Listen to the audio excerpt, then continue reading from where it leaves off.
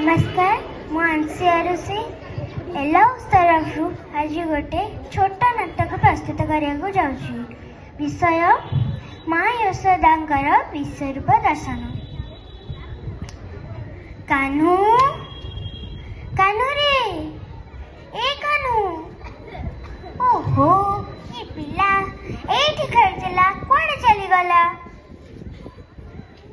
कान्हा ए कान्हा कान्हा रे तो ये गोपी मानकर किछि काम धंदा नहीं सब मोरी पुओ गछे पड़ी केतोल कहते कान्हा आम दही आनी भांगीदेला केतोल कहते कान्हा लौणी जोरी कर खाइला।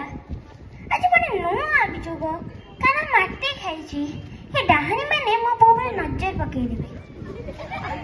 कान्हा कान्हा कुआडे गलु रे बापा आसे। से गछ पछ पटे मयूर चंद्रिका देखा जाउछि। ए धरि पकेली।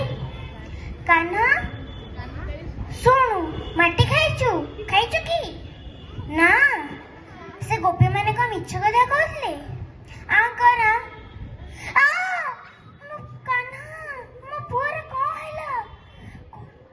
कान्हा ए तो पाटी रे कोन कोटे कोटे सूर्य चंद्र तारा 33 कोटी देवता ब्रह्मा विष्णु महेश्वर ये कोन कान्हा सारा ब्रह्मांड तो पाटी रे तो किए कान्हा